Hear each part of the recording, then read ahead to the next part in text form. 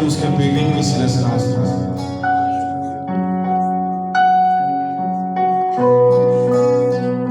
हमारी बातों को हमारे कामों को सामने नहीं लाता। आइए उसकी शुक्रगुजारी कीजिए।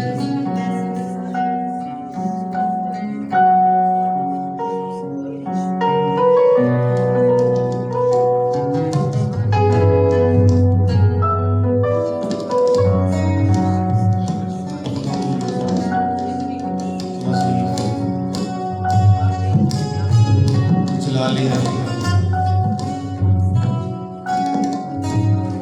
पवित्र है, भला है, रहीम है, कदूस है, तू बुजुर्ग है, तू जोरावर है, तू लश्करों का खुदा है, तू क्रोबियों पर सवार है। आसमान तेरे हैं, जमीन तेरी है, तो सारे जलाल का मालिक है। तो रहमत का सा चश्मा है, हिकमत तुझसे जारी होती है।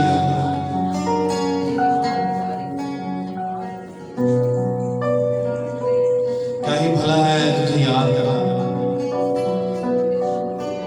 क्या ही भला है तेरे कामों के सबब से तेरी तारीफ करना।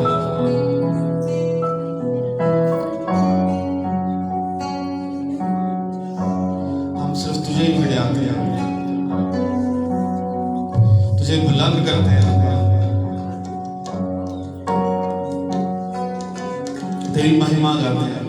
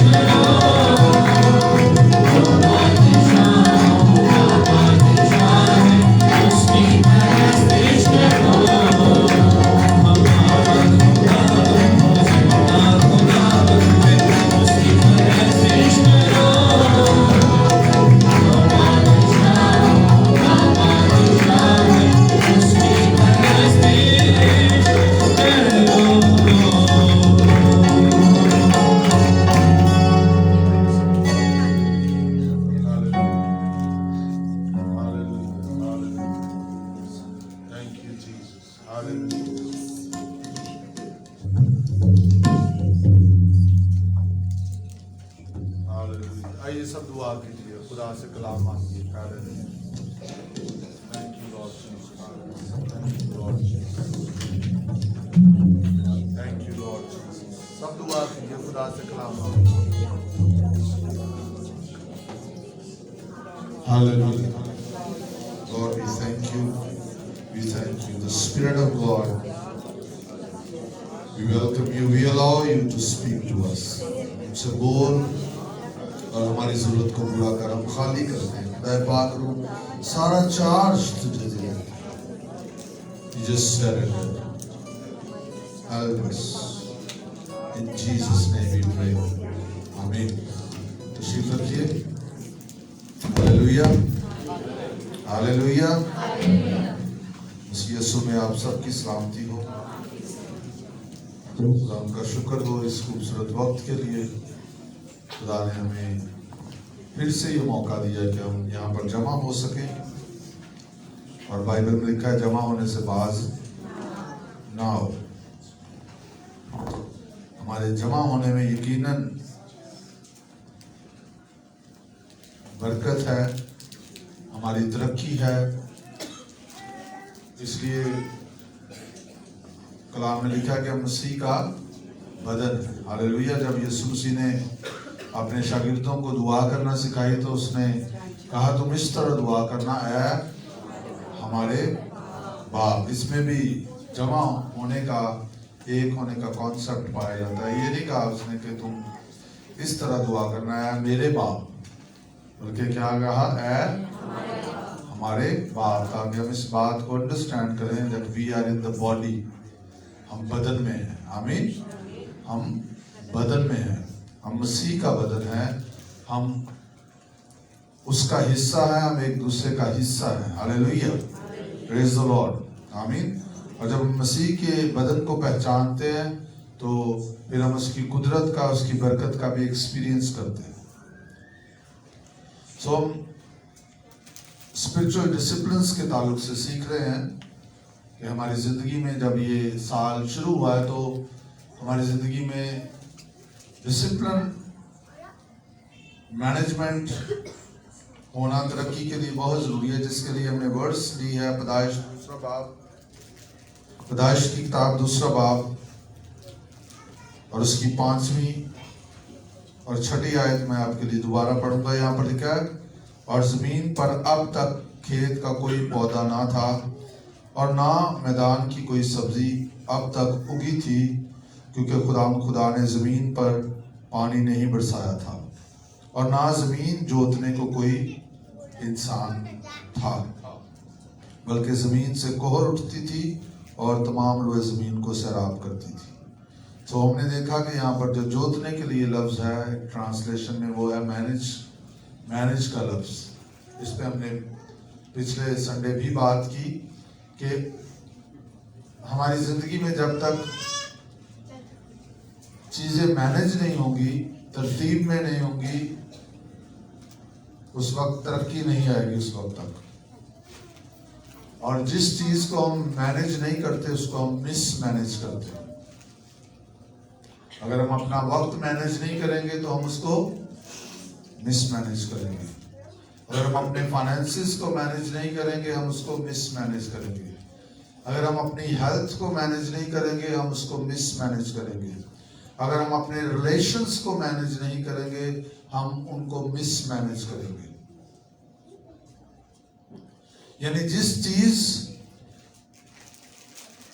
जिंदगी के किसी भी एरिया में अगर हम तरतीब को, इंतजाम को नहीं लेके आएंगे, उसके ताल्लुक से दुरुस्त डिसीजंस नहीं लेंगे तो वो चीज जो है वो हम खराब करेंगे. चाहे वो वक्त हो, चाहे वो रिलेशंस हो, चाहे वो रुपया पैसा हो, चाहे वो आपकी हेल्थ है, कुछ भी है. इससे पहले कि जमीन पर कोई पौधा या सब्जी उगती, खुदा ने एक मैनेजर को मुकर्रर किया. आमीन. इंसान को उसने रखा ताकि वो इसका इंतजाम चलाए. आमीन.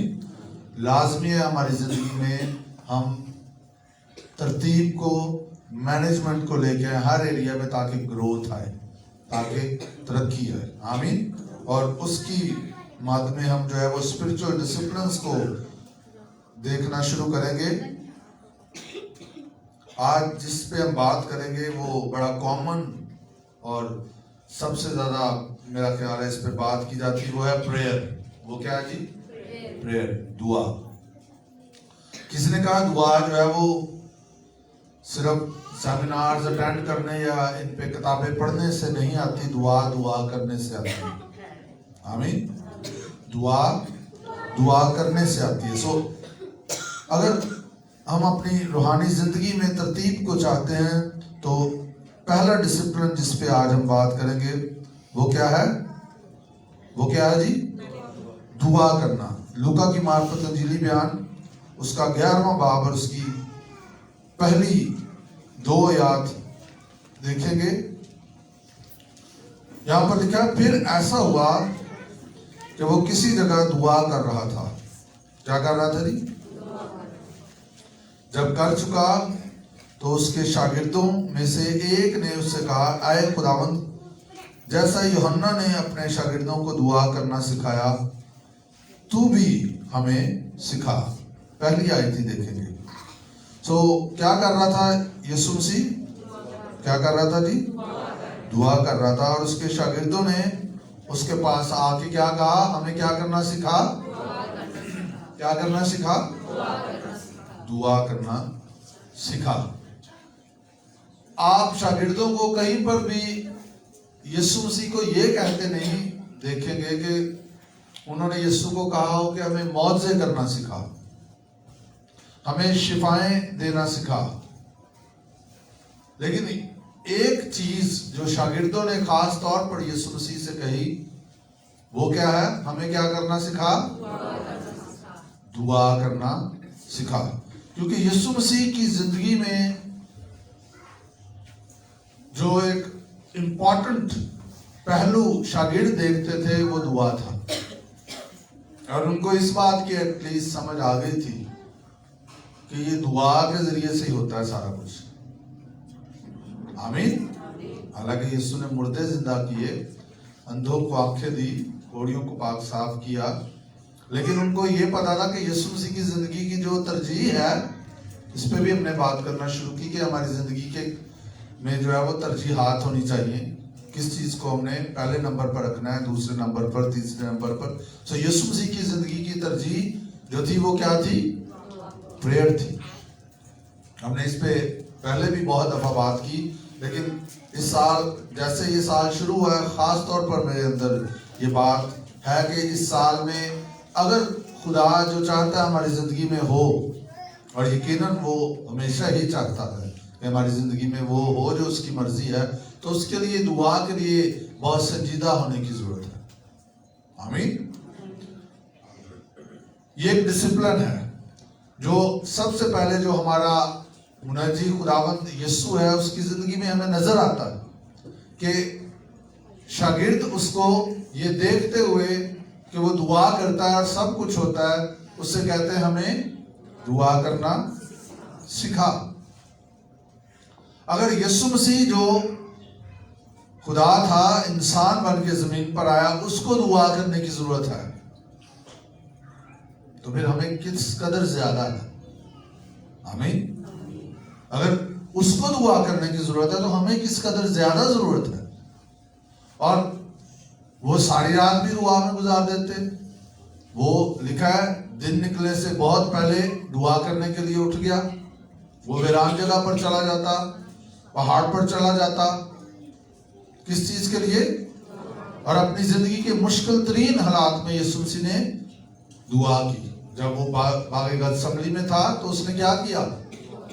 हाँ जी, दुआ की। और बाइबल में लिखा है याकूब के खत में, अगर तुम में कोई मुसीबत में हो तो क्या करे?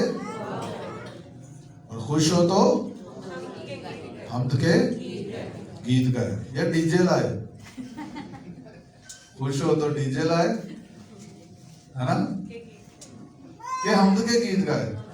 पता नहीं, समझ नहीं आती। खुश हो के डीजे। मैं लिटरली आपको बताऊं, मैं सफर से आ रहा था और गाने चल गए, तो स्पिरिट में जो है वो इरिटेशन होना शुरू होगी। ऑफकोर्स होती है जब फजूलियात आपके इर्द गिर्द होंगी। तो मैंने रिक्वेस्ट करके मैंने कहा प्लीज इसको बंद कर दें, फिजाएं तब्दील हो जाती है। आपने देखा? तो मैं ये कहता रहूंगा, हालांकि मुझे भी जाके सुनने पड़ते हैं जब आप कहीं पे इनवाइट किए जाते हैं, आपको बैठना पड़ता है, फिर जो सुनाएंगे तो सुनोगे। आप अपना ध्यान इधर उधर लगा लें, वो अलग बात है। लेकिन खुश हो तो क्या करे? मैं शुक्र है कि तो कह नहीं टीचर। खुश हो तो क्या करें? क्या करें जी? हमद के गीत गाएं, और अगर मुसीबत में हो तो क्या करें। और यीशु मसीह हमारी एग्जाम्पल है। उसने जब डिफिकल्ट टाइम था उसकी जिंदगी में, जब वो सलीब पर चढ़ने को था, तो उसने क्या की, और अपने शागिर्दों को भी कहा कि क्या करो, जागते रहो, और क्योंकि रूह तो मुस्तैद है लेकिन जिस्म कमजोर है। मैं एक स्टेटमेंट, मेरा दोस्त है, डेली मुझे एक स्टेटमेंट भेजता है, और बड़ी खूबसूरत उसने एक स्टेटमेंट मुझे पिछले दिनों में भेजी। उसने कहा बाहर की तारीकी से लड़ने के लिए आपको अपने अंदर रोशनी को बढ़ाना पड़ेगा। बाहर की तारीकी से लड़ने के लिए, और कितनी तारीकी है बाहर दुनिया में, कितनी तारीकी है। गुनाह तो लोगों को गुनाह लगता ही नहीं है ना, गलत काम इजीली कर रहे हैं, सारा कुछ मिलावट हो रही है, झूठ बोला जा रहा है, रिश्वत ली जा रही है, जैसे हक समझा जाता है, इस तरह इस कदर तारीकी है। तो उससे लड़ने के लिए रोशनी की जरूरत है, और उसके लिए आज हम एक बात जो सीख रहे हैं वो क्या है, प्रेयर। वो क्या है जी, दुआ। सो यीशु मसीह ने अपनी जिंदगी में दुआ को प्रायोरिटी दी, तरजीह दी, और मुश्किल तरीन हालात में भी दुआ की, और अपने शागिर्दों को भी ये कहा कि तुम क्या करो, क्योंकि जिस्म कमजोर है। ये पॉसिबल नहीं है कि हम दुआ के बगैर जो है एक जोरावर रूहानी जिंदगी गुजार सके। It's impossible. चलती रहेगी आपकी जिंदगी। खुदा के खादम कहते हैं कि आपकी जिंदगी, आप दुआ नहीं करते रेगुलर, तो किसी ना किसी तरह कुछ साल चलती रहेगी, लेकिन फिर आपकी जिंदगी में डाउनफॉल भी आ सकता है जब आपने इसको अपना डिसिप्लिन नहीं बनाया। और जब हम एक दिन मिस करते हैं हम बहुत पीछे जाते हैं, याद रखिए।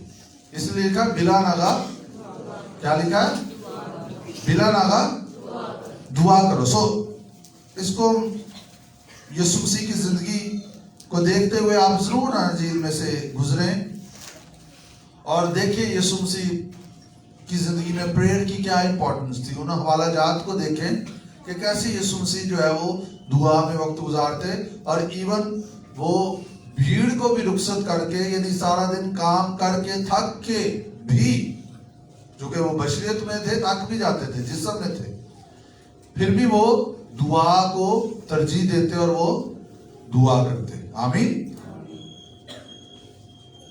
इसलिए कोशिश करें,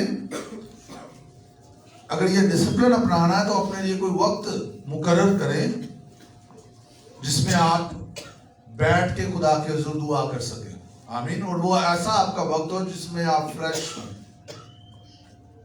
जिसमें आप फ्रेश हो, यानी कि सौन दे टाइम जरा ना तुसी दुआ करन बैठ जाओ तो फिर तक तो होनी नहीं, है ना। जब आप फ्रेश हैं, अपना बेस्ट खुदा को दें, उस वक्त दुआ का वक्त ठहराएं और उस वक्त दुआ में बैठें, ताकि आप, क्योंकि जैसे जैसे सुबह होती है, जैसे जैसे टाइम गुजरता है, आपकी एनर्जी जो है वो कम होना शुरू हो जाती है। सो मैं नहीं कहता इस वक्त करें इस वक्त करें, लेकिन मोस्टली लोग जो दुआ में मजबूत हैं उन्होंने ये नोट किया कि सुबह का वक्त जो है वो बेहतरीन वक्त होता है दुआ के लिए। तो भी आपको जो आपकी बॉडी को सूट करता है, जो आपको करें जरूर, चाहे सुबह करें, चाहे रात को करें, दोपहर को करें।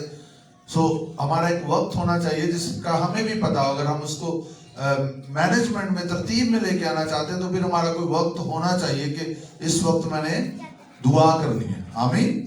क्योंकि अगर हमारा वक्त नहीं होगा तो फिर हम डिसिप्लिन में चीजों को नहीं ला सकते। फिर जो है वो जब वक्त मिलेगा हम दुआ कर लेंगे, जब नहीं मिलेगा हम नहीं करेंगे। समझ रहे मेरी बात को। लेकिन जब वक्त होगा तो फिर ये आपकी हेल्प करेगा कि आपने इस वक्त आपके अंदर ऑटो चल जाएगा कि हाँ इस वक्त जो है वो मैंने अपने आप को फ्री करना है, मैंने दुआ में बैठना है। क्योंकि अगर वक्त नहीं होगा तो फिर मुश्किल हो जाएगी आपके लिए, फिर आपकी जिंदगी में तरतीब का आना मुश्किल हो जाएगा। सो यीशु मसीह की जिंदगी में हम दुआ की प्रायोरिटी को देखते हैं कि वो सुबह दुआ करते, वो सारी रात दुआ करते, और दुआ के लिए जो है वो मुख्तलिफ जगहों पर चले जाते जहां पर उनको कोई डिस्टर्ब करने वाला ना हो। आमीन। वीरान जगह पर, पहाड़ पर, जंगल में, ताकि कोई डिस्टर्बेंस ना हो।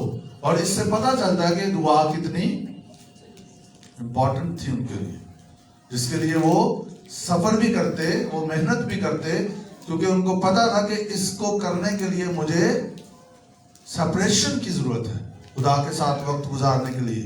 आमीन। ऑफ कोर्स वो खुदा के साथ कनेक्शन में रहते, लेकिन वो अलग से खुदा के साथ जरूर वक्त गुजारते थे। तो अगर यीशु मसीह को जो बात हम कर रहे हैं इसकी जरूरत थी, तो हमें इससे कहीं ज्यादा इसकी जरूरत है। आइए चंद हवाला जात देखिए। पहला हवाला देखिए, कुलसियों 4 बाब, कुलसियों 4 बाब और उसकी पहली 2 आयत देखेंगे। यहां पर लिखा है,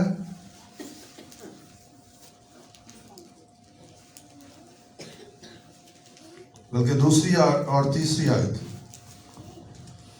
दुआ करने में क्या लिखा जी? मशगूल और शुक्रगुजारी के साथ उसमें बेदार रहो, और साथ साथ हमारे लिए भी दुआ किया करो कि खुदा हम पर कलाम का दरवाजा खोले, ताकि मैं मसीह के उस भेद को बयान कर सकूं जिसके सबब से कैद भी हूं। तो क्या यहां पर लिखा गया है? क्या करो? दुआ करने में मशगूल हो, बी परसिस्टेंट इन प्रेयर। दुआ करने में मशगूल रहो, बी परसिस्टेंट, बी कांस्टेंट। यानी हमारी दुआया जिंदगी में दुआ करने में मुश्किल मिजाजी होनी चाहिए। अगर हम एक दिन मिस करते हैं तो फिर हम पीछे जाते हैं। इसलिए मैंने हवाला बोला, लिखा बिला नागा दुआ करो। सो ये हमें डेली, प्लीज डेली कोशिश करेगा कि हमें दुआ ना करने दे और कामों में उलझा दे। और ये कोई इस साल में एक जरूर अपने जुबान से ये लफ्ज निकाल दे कि हम ये कहें कि मेरे पास वक्त नहीं है। याद रखिए, जो काम हम करना चाहते हैं उसके लिए हमारे पास वक्त है, और जो हम नहीं करना चाहते उसके लिए हमारे पास वक्त नहीं है। अगर इंपॉर्टेंट काम के लिए हमारे पास वक्त नहीं है तो उसकी पीछे वजह यह है कि हमने चीजों को मैनेज नहीं किया या हम करना नहीं चाहते। आमीन। अक्सर औकात हम कहते हैं ना कि मैं आपसे इसलिए नहीं मिल सका क्योंकि मेरे पास वक्त नहीं है, लेकिन इस दौरान आप किसी ना किसी तो मिले हैं, उसके लिए आपके पास वक्त था। सो ये मेरे ख्याल में कोई इतना जो है वो अब जोरदार एक्सक्यूज नहीं रहा कि मेरे पास वक्त नहीं है, क्योंकि जो हमने करना है उसके लिए हमारे पास वक्त। सो कभी ऐसा वक्त हमारी जिंदगी में ना आए कि हमारे पास दुआ के लिए वक्त ना हो, क्योंकि अगर ये हम नहीं कर रहे तो फिर हम क्या कर रहे हैं? और बाइबल में रिक्वेस्ट नहीं की गई कि प्लीज दुआ किया करें, हुक्म दिया गया है। आमीन। और ऑफ कोर्स जब हम यीशु मसीह में आ गए हैं तो फिर मुमकिन नहीं है कि हम दुआ के बगैर जो है वो एक जोरावर, पुरसकून, इत्मीनान, फजल, मोहब्बत से भरी हुई जिंदगी गुजार सके। No, it's impossible. इसलिए क्या यहां पर लिखा है, क्या करें जी? दुआ करने में मशगूल और शुक्रगुजारी के साथ उसमें बेदार हो। शुक्रगुजारी पे हम बात नहीं करेंगे, हम बहुत कर चुके हैं। सिर्फ मैं यही हमेशा कहता हूं, जो बड़ी इंपॉर्टेंट बात है कि शुक्रगुजारी मौका नहीं है, एक रवैया है। शुक्रगुजारी कहिए मौका नहीं, एक रवैया है। आमीन। एक और हवाला देखिए मेरे साथ, रोमियो 8वां बाब और उसकी 26वीं आयत। इससे पहले कि ये हवाला हम देखें, यहां पर नीचे वाली आयत में लिखा है, और साथ साथ हमारे लिए भी दुआ किया करो। मैं कहता हूं आप बेस्ट जो किसी के लिए कर सकते हैं ना, वो प्रेयर है। और अगर आप मेरे लिए दुआ करते हैं तो मैं इसके लिए आपका बहुत शुक्रगुजार हूँ। और अगर आपके लिए कोई दुआ करता है तो आपको उसके वाकई शुक्रगुजार होना चाहिए। आमीन। क्योंकि ये छोटी चीज नहीं है, याद रखिए, दुआ करना कोई छोटी चीज नहीं है। हालेलुया। और पौलुस यहाँ पर कलीसिया से रिक्वेस्ट कर रहा है कि मेरे लिए भी दुआ किया करो ताकि कलाम का भेद मुझ पर खुल जाए। हालेलुया। इसलिए एज ए चर्च मैं जरूर ये कहना चाहूंगा, इसलिए मैं आगे नहीं बढ़ा, कि जब आप खादमों को जो आपके लिए दुआ करते हैं उनसे ये रिक्वायर भी करते हैं और आपका ये हक भी आप उनको कहें, तो अपनी दुआइया जिंदगी में उनको जरूर याद रखें। आमीन। सिर्फ हमारे पास आके हमें ये ना कहते रहे कि आप हमारे लिए दुआ करें, जो कि हमने करनी है और हम करते हैं। जरूर अपनी दुआ में, जिस चर्च में आप आ रहे हैं, अपने लीडरशिप को याद रखें, अपने खादमों को याद रखें, उनके लिए स्पेसिफिकली प्रेयर करें, क्योंकि उनको दुआओं की जरूरत है। उन्होंने पता नहीं कहां कहां जाना है। आमीन। कहां कहां खुदा ने उनको लेके जाना है। सो चर्च जो है वो पीछे पूरी बैक कर रहा हो। पतरस देखे, पतरस जेल में सोया हुआ है, कलीसिया उसके लिए दुआ कर रही है। Hallelujah. He was apostle of God। इसका मतलब ये नहीं कि उसकी जिंदगी में दुआ नहीं थी, मैं ये नहीं कह रहा, but he was in need। उस वक्त वो, उसकी जरूरत थी कि उसके लिए चर्च खड़ा हो, चर्च दुआ करे। आमीन। सो इब्लीस बहुत सारी मुसीबतें खादमों के सामने लेके आता है ताकि उनको रोक सके, क्योंकि वो बहुतों के लिए बरकत का वसीला बन सकते हैं और बनते हैं। इसलिए उनको दुआ की जरूरत है। और एज ए चर्च हमारी दुआइया जिंदगी इतनी मजबूत होनी चाहिए डेली कि हम अपने लिए भी दुआ करें और हम अपने साथ जो खादम हैं उनके लिए भी दुआ करें। आमीन। सो रोमियो में क्या लिखा है, 8वां बाब और 26वीं आयत, बड़ी मशहूर बाइबल की आयत है। इसी तरह रूह भी हमारी कमजोरियों में मदद करता है, क्योंकि जिस तौर से हमको दुआ करना चाहिए हम नहीं जानते, मगर रूह खुद ऐसी आहें भर भर कर हमारी शिफात करता है जिनका बयान नहीं हो सकता। हालेलुया। तो यहाँ पर देखें, रूहुल कुद्स हमारी मदद के लिए मौजूद है प्रेयर में। और मैं ये कहता हूँ कि बेहतरीन दुआ वही है जो रूहुल कुद्स की रहनुमाई में होती है।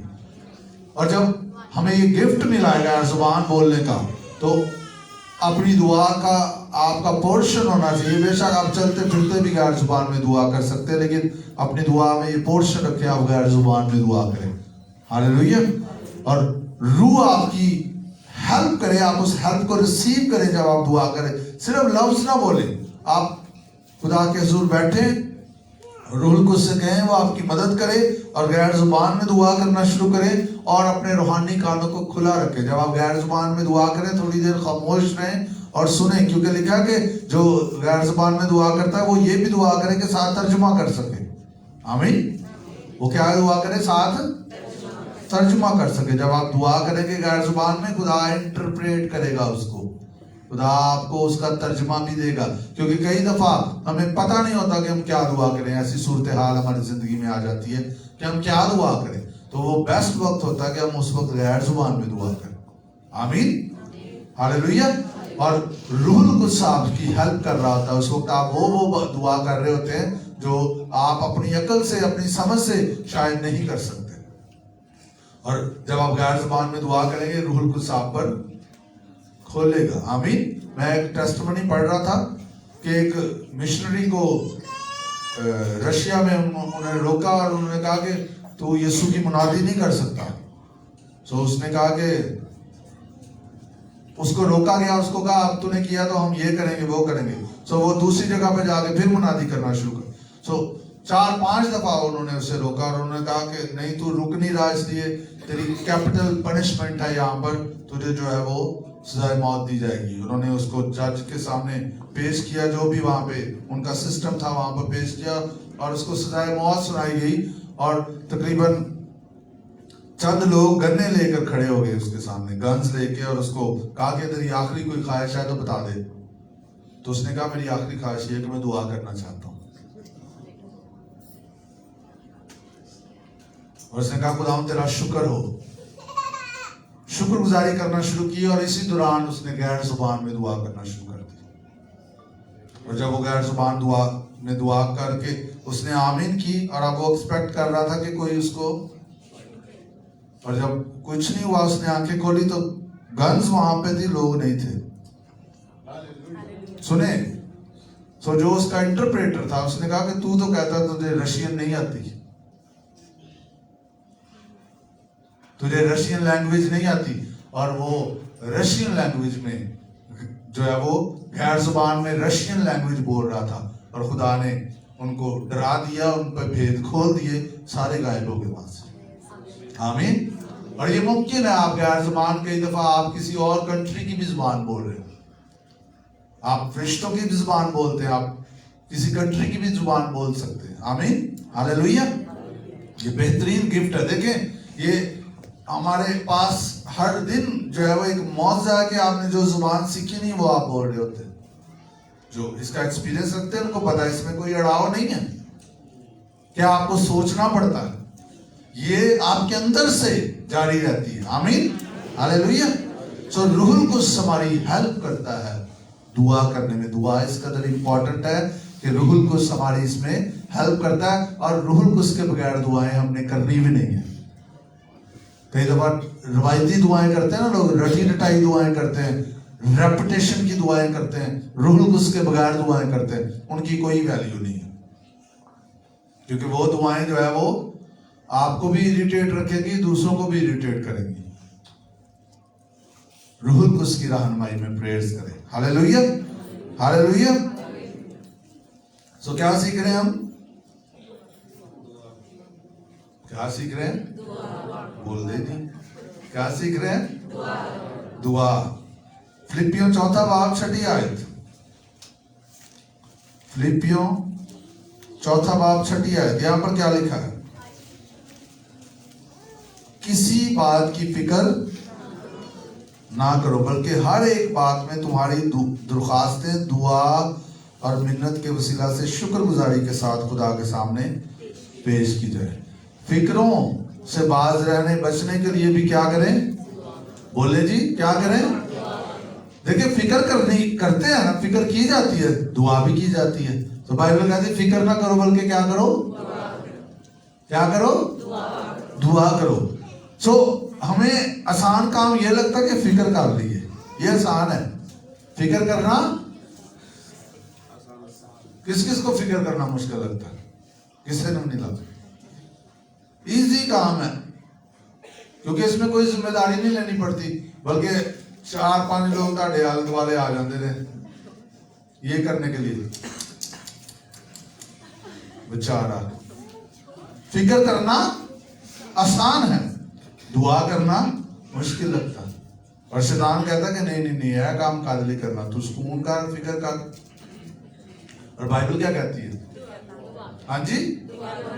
तो इस साल में ये भी एक तहैया कर लें कि ये जो परेशान होके दब के बैठ जाना, घर में भी सबको परेशान कर देना, प्लीज डोंट डू इट। अपनी जिम्मेदारी ले, बाइबल जो कहती है वो करें। और अगर आप वो नहीं कर रहे जो बाइबल करने के लिए कह रही है, तो आपके लिए कोई भी कुछ नहीं कर सकता। फिर इट्स वेरी सिंपल। क्या करें? फिक्र ना करें बल्कि क्या करें? और मैंने अक्सर लोगों को देखा कि वो जो है वो परेशान हो, पूरी की पूरी फैमिली परेशान होकर बैठी होती है। और भाई दुआ करो, परेशान हो, फिक्र कर रहे हैं, ये भी तो काम ही है ना। तो कोई चंगा काम बंदा कर ले, दुआ कर ले आप। है इसमें कोई कॉम्प्लिकेशन, कोई मुश्किल है इसमें? बोले, है भी बड़े प्रैक्टिकल बात है। फिक्रें आती हैं, लेकिन हमने एक डिसीजन लिया हुआ कि मैंने अपनी फिक्रें खुदा को दी है। तो बजाय कि आप परेशान होकर बैठे, पैसे नहीं है, खुदा ना खास्ता बीमारी आ गई है, जॉब नहीं है, बिजनेस नहीं है, ये नहीं, तो क्या करें? बाइबल क्या कहती है? क्या करें जी? दुआ करें। और बाइबल जब दुआ करने के लिए कहती है तो इसका मतलब यह है कि ये वो दुआएं हैं जिनके नताए जाएंगे। बाइबल आपको मजहबी होने के लिए सिर्फ नहीं कहती कि आप मजहबी बन जाए दुआ करते करते। नो, बाइबल जब दुआ की बात करती है तो बाइबल ये बात करती है कि जब आप दुआ करेंगे तो क्या होगा? रिजल्ट्स आएंगे। हालेलुया। किस किस ने कभी दुआ की और नतीजा आया हो? हाथ दिखाएं जरा। हिला दे जरा, आपने दुआ की हो और फिर आपको जवाब मिला हो, आपके जहन में वो जवाब होना चाहिए, ऐसे नहीं हाथ हिलाना, आपके जहन में वो जवाब होना है। देख के यानी हाथ तले कर दोबारा, किस किसने कभी दुआ की है और उसकी जिंदगी में उसने उसका नतीजा देखा? हाथ हिलाएं। ओके गुड, इसका मतलब दुआ काम। तो फिर हमें इस साल में फिक्रें करने की बजाय क्या करना है जी? क्या करना है? दुआ करना। हवाला जात में से गुजर रहे हैं ताकि जो है वो इसकी इंपॉर्टेंस को समझे। आमीन।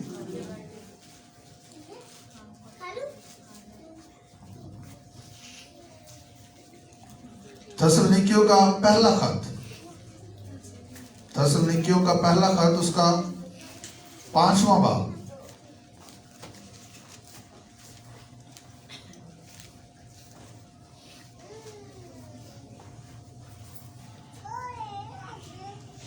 सोलहवीं आयत क्या लिखा जी? बिला नागा दुआ करो। क्या लिखा जी? बिला नागा हर एक बात में शुक्रगुजारी करो, क्योंकि मसीह यीशु में तुम्हारी बाबत खुदा की यही मर्जी है। रूह को ना बुझाओ। इफ्सियों 6 बाब 18वीं आयत, जल्दी से जरा ये हवाले देखते रहे। 6 बाब 18वीं आयत, यहां पर लिखा है और हर वक्त और हर तरह से। क्या लिखा है? हर वक्त और हर तरह से। यहां पर एक तर्जुमा ये भी है, in all kinds of prayers, यानी मुख्तलिफ तरह की दुआएं हैं। दुआएं मुख्तलिफ तरह की, इस पे भी हम किसी दिन बात करेंगे। लेकिन आप जानते हैं शफायती दुआ है, ठीक है, जब आप किसी के लिए शफायत कर रहे हैं। शुक्रगुजारी की दुआ है, आप जब शुक्रगुजारी कर रहे हैं, जब आप खुदा के साथ टाइम स्पेंड कर रहे हैं, वो प्रेयर है। जब आप किसी जगह पर जो है वो कलाम नहीं सुना सकते और खुदा चाहता है कि आप ये बात कहें, तो वहां पर आप दुआ में वो बात कह रहे होते हैं। This is also a kind of prayer. So different kind of prayers है। सो क्या लिखा है? हर वक्त और हर तरह से रूह में दुआ और मिन्नत करते रहो और इसी घर से जागते रहो कि सब मुकद्दसों के वास्ते बिला नागा दुआ करो। हालेलुया। सो यहाँ पर देखिए ये वर्ष तो कितनी ज्यादा इंपॉर्टेंस बता रही है दुआ की, कि हर वक्त और हर तरह से। कब दुआ करें? हर वक्त और हर तरह से रूह में दुआ और मिन्नत करते रहो। आमीन। इसका मतलब है, और यही एक्चुअली जो है वो एक ईमानदार का जो लेवल है वो यही होना चाहिए कि वो दुआ की स्पिरिट में रहे। आमीन। दुआ की रूह में रहे वो, हर वक्त और हर तरह से। कैसे दुआ करते रहो? रूह में। जब आप रूह में होते हैं तो आप हर वक्त और हर तरह से दुआ करते रह सकते हैं। सो अगर हम डेली दुआ करना सीख जाते हैं तो इसका मतलब है हमने बहुत कुछ सीख लिया। और इस साल में खुदा एज ए चर्च अपनी कलीसिया से ये चाहता है कि वो उनकी जिंदगियों में वो सब कुछ जाहिर करे जो उसने यीशु मसीह के वसीला से खरीदा है, जिसके लिए उसने बड़ी कीमत दी है। और उसके लिए एक चीज जो मैंने आपको बताया, जो मेरे अंदर खास तौर पर जब से ये साल शुरू हुआ, दुआ तो पिछले सालों में और आने साल वाले सालों में भी जरूरी रहेगी, क्योंकि बाइबल में लिखा है। लेकिन इस साल खुदा चाहता है इस चीज को खास फोकस करें, प्रेयर को खास फोकस करें, और इस पे इब्लीस अटैक करता है। आप देख रहे दुआया इबादत में कितने लोग होते हैं, नोट कर लें। आप खुद देख लें कि आप कितनी दुआया इबादत में जाते हैं। या जब दुआ के लिए कहा जाता है कि दुआ करें तो 2 मिनट करके चुप कर जाते लोग। आप देखें कि कितना जो है वो इसमें प्रैक्टिस नहीं है कि कहा जाए आए हम कुछ देर दुआ करें, कहीं तो करते ही नहीं है, और कहीं उन्हें 2 मिनट की दुआ मुक जाती है। क्यों? क्योंकि उसकी प्रैक्टिस नहीं है। ऐसी कलीसियां हैं आप दुआ करने का कहें उनको बंद ही नहीं होते, वो बहाव जारी हो जाता है। आमीन। हालेलुया। और कई दफा ये कि यानी ऐसे लोग भी हैं, ऐसी कलीसियां भी हैं लेकिन कई दफा कहना पड़ता है दुआ करो दुआ करो। उसकी रीजन क्या है? क्योंकि बिला नाला पर्सनली इसकी प्रैक्टिस नहीं है। तो आज मैं ये चंद हवाला जात मैंने आपके सामने पढ़े हैं और बेशुमार बाइबल में इसके हवाला जात हैं। अगर आप जो है वो थ्रू करें इसको तो पता नहीं कितने ज्यादा हवाला जात आपको सिर्फ दुआ के ताल्लुक से मिल जाएंगे। लेकिन मैंने आपके सामने मेन पर्सनालिटी को रखा जो यीशु मसीह है। उसकी जिंदगी में आपको ये नजर आएगी, शागिर्दों में आपको ये नजर आएगी, इब्तदाई कलीसिया में आपको नजर आएगी। जितने लोग रूहानी तौर पर किसी दर्जे पर मुकाम पर रूहानी तौर पर पहुंचे हैं, उनकी जिंदगी में पॉसिबल नहीं हुआ कि दुआ उनकी जिंदगी में ना हो। और दुआ एक ऐसा एरिया, अगर आप दुआ करने वाले हैं तो आपकी जिंदगी से भी नजर आएगा कि ही और शी इज प्रेइंग पर्सन। आमीन, हालेलुया। क्योंकि जो मजहबी हैं वो उनकी बात नहीं मैं कर रहा, जो स्पिरिचुअल रूहानी दुआएं हैं उनकी किसी शख्स की जिंदगी से नजर आएगा कि ये दुआ गो शख्स है, ये दुआ गो बहन है, ये दुआ गो भाई है। उसकी लाइफ से ये नजर आएगा। और हमारी लाइफ ऐसी होनी चाहिए, चर्च को ऐसा होना चाहिए। ये नहीं कि कोई हमें पुश ही करता रहे, कोई हमें कहता ही रहे दुआ करो दुआ करो, और चर्च में भी हमारे होंठ ना खुले दुआ के लिए। It should be our daily practice. आमीन। ये हमारी रोजाना की मशक होनी चाहिए और इसको हमने इंपॉर्टेंस देनी, इसके लिए हमने वक्त मुकर्रर करना है ताकि आप उस वक्त में अपने आप को डिसिप्लिन कर सकें। और कई दफा आप जब वक्त मुकर्रर करेंगे उसी वक्त आपको कोई ना कोई जो है वो चॉइसेस करनी पड़ जाएंगी। आप वक्त मुकर्रर करेंगे, ये हो गया वो हो गया, लेकिन अगर आप परसिस्टेंट रहेंगे, अगर आप जामफशानी करेंगे, अगर आपका इरादा मुसम्मम पक्का होगा और आप इसमें लगे रहेंगे तो फिर मुश्किलात जो है वो उनके लिए मुश्किल हो जाएगा आपको दुबाना। आमीन। तो अगर हम इस साल का एंड अच्छा करना चाहते हैं तो दुआ को आगाज ही से अपनी मशक बना लें। हालेलुया। जब यहाँ पे अनाउंस किया जाए कि ये दुआ ये इबादत है तो घर में ना बैठे रहे, उस दिन दुआ के लिए यहाँ पर हो। आमीन। चाहे आपको मैनेज करनी पड़े चीजें, आपको तरतीब जो भी उसके लिए कुर्बानी देनी पड़ी, डू इट। Hallelujah, hallelujah. इसलिए चर्च में जो है वो ग्रुप क्रिएट किया गया, दुआया ग्रुप। और मजे की बात आपको बताऊं, दुआया ग्रुप को दुआ करने में मुश्किल हो रही है। कैसी बात है ये? दुआया ग्रुप को भी दुआ करने में मुश्किल पेश आ रही है, तो दूसरा का की हाल होएगा फिर? हालेलुया। इतने नहीं सी कहना। एनीहाउ, सो इस साल में prayer should be our first priority. दुआ हमारी जिंदगी की पहली तरजीहात में से होना चाहिए। इसको घर में इसको डिसिप्लिन करें। कहां पे? घर में इसको डिसिप्लिन करें, फिर ये चर्च में भी डिसिप्लिन हो जाएगी। जब घर में डिसिप्लिन नहीं होती, इसलिए फिर चर्च में भी नहीं होती। It's very simple. दुआ करने को आपका दिल, जब तक आपका दिल नहीं कर रहा आप इस भाव में नहीं आए। जब तक आपका दुआ करने को दिल नहीं कर रहा आप इस भाव में नहीं आए। जब तक आपका बाइबल पढ़ने को दिल नहीं कर रहा आप इस भाव में नहीं है। और इसके लिए मैं आपको सिंपल मशक दे रहा हूं, इसके बाद मैं एंड कर रहा हूं क्योंकि अभी हमने बैठना है, इसलिए आज मैं जल्दी पैगाम को क्लोज कर रहा हूं। इस पे वक्त डेली लगाएं। जिस चीज पे आप वक्त लगाएंगे उसमें आपकी दिलचस्पी बढ़ जाएगी। जिस चीज पर आप वक्त लगाएंगे उसमें आपकी दिलचस्पी बढ़ जाएगी। कोशिश करें अपने आप को डिसिप्लिन करने के लिए कुछ वक्त जो है वो मुकर्रर करें और थोड़ा थोड़ा बढ़ाएं डेली। मैं आपको नहीं कहता कि अगर आपकी 5 मिनट की आदत है दुआ करने की तो तुम कहो कि आज मैं घंटा ही करनी है, नहीं होनी आपसे। वो दुआ आपके लिए मुसीबत बन जाएगी। मैं ये नहीं चाह रहा। आहिस्ता आहिस्ता डेली अपना वक्त बढ़ाएं। फॉर एग्जाम्पल 5 मिनट्स, 5 मिनट कितने होते हैं? 5 मिनट। एक थोड़ा सा वक्त है 5 मिनट्स। ये मैं उनके लिए बात कर रहा हूं जेडे पहले घंटे करते ना, वो 5 मिनट से ना आ जाए। यहां से आगाज करें, बेशक डेली 1 मिनट बढ़ाएं। 1 महीने में आपकी दुआ कितने मिनट की हो जाएगी? 35। 5 से पहले ही है ना। देखिए डेली करने से कितना फर्क पड़ता है। सिर्फ 1 मिनट आप अपनी प्रेयर बढ़ाएं, जस्ट 1 मिनट।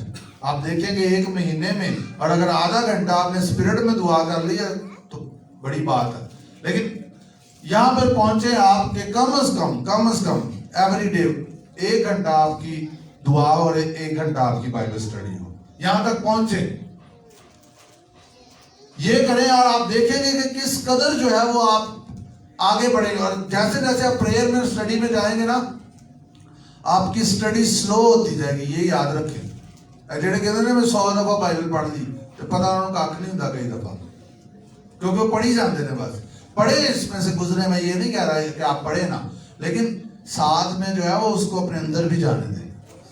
वो आपकी स्टडी स्लो हो जाएगी। आप एक वर्ष पे हो सकता कई दिन रुक जाए। हालेलुया। सो आज ये डिसीजन लें कि आप डेली दुआ करेंगे, चाहे कम वक्त में। और ये ऐसे आपका जो है वो जल्दी का वक्त नहीं होना चाहिए कि आप छेती पे ही दुआ फटाफट करिए। नो, वो इफेक्टिव नहीं होगी। जितनी देर आपने करनी है, 5 मिनट, 6 मिनट, 7 मिनट, आपने फोकस करके करनी है। अपने लिए ऐसा एनवायरनमेंट क्रिएट करें। आमीन। आप चर्च में आके दुआ करना चाहते हैं, आप जो है वो चर्च प्लेस जगह है, यहाँ पर खामोशी, आप यहाँ पर आके दुआ कर सकते हैं। आमीन। ये जगह खुदा ने हमें दी है, यहाँ पर आप आके वक्त गुजार सकते हैं। आपको घर में प्रॉब्लम है, आपके घर में शोर है, मुमकिन नहीं है, यहाँ पर आप आए। आप मुझसे बात करें जी, इस टाइम आप आना चाहते हैं, आपके लिए चर्च अवेलेबल है। आप यहाँ पर आए और आप दुआ करें। आमीन। हालेलुया। तो आइए अपनी आंखों को बंद करें, अपने सरों को खुदा के हुजूर झुकाएं और आज ये फैसला करें। आज फर्स्ट डिसिप्लिन जो हम सीख रहे हैं वो दुआ का डिसिप्लिन है, जिसपे हमने बड़ी सादा बातें की है बाइबल मुकद्दस में से। और उसकी जो एप्लीकेशन ये है कि हम आज ये फैसला करें कि मैं डेली दुआ करूंगा। और जितना वक्त आप खुदा के हुजूर गुजारेंगे उसको बढ़ाते जाएं। हर दिन 1 मिनट, 2 मिनट, जितना भी आपकी कैपेसिटी, उसको बढ़ाते जाएं। पाक रूह से कहें वो आपकी हेल्प करे। और उस वक्त को आपने क्वालिटी टाइम के तौर पर स्पेंड करना है। फिर आपने पूरा ध्यान लगाना है, पूरी उसके लिए जो है वो तैयारी करके आपने खुदा के हुजूर बैठना है। आपका फोन बंद हो, आपका फोन बेशक आपके पास भी ना हो, उस वक्त आपने पूरा फोकस करके खुदा के हुजूर दुआ करनी है। क्योंकि बहुत सारे लोग प्रेयर लेस लाइफ गुजार रहे हैं, उनकी कोई दुआ ये जिंदगी नहीं है। तो फिर खुदा के लिए हम इफेक्टिव नहीं हो सकते। उसकी कुव्वत के बगैर उसका काम भी नहीं कर सकते। और दुआ में हमें उसकी कुव्वत मिलती है, उसका जोर मिलता है, हमें इत्मीनान मिलता है, हम रिफ्रेश होते हैं। सो मेरी सबसे दरख्वास्त है कि आज कमिटमेंट करें खुदा के हुजूर, आज वादा करें कि आप डेली दुआ करेंगे। यीशु मसीह ने डेली दुआ की है। उसने अपने कलाम में हमें ये कहा कि हम डेली दुआ करें। बिला नागा का मतलब ये है, डेली दुआ करें, हर वक्त और हर तरह से रूह में दुआ करते थे। खुदावंद तेरे कलाम के लिए आज हम अपने आप को पेश करते हैं। उससे कहिए मैं अपने दिल को खोलता हूं, मैं अपने दिल को खोलती हूँ। मैं तेरे से जरूर वादा करता हूँ, वादा करती हूँ कि मैं डेली दुआ में वक्त गुजारूंगा। उससे कहिए hallelujah, thank you Lord Jesus, every day I would spend time in prayer. Hallelujah, hallelujah, hallelujah, thank you Lord Jesus। खुदाम तेरा शुक्र हो, तेरा रूह हमारी मदद करता है, हमारी कमजोरियों में हमारी मदद करता है। Hallelujah, thank you Lord Jesus, तेरा शुक्र, थैंक यू लॉर्ड जीसस।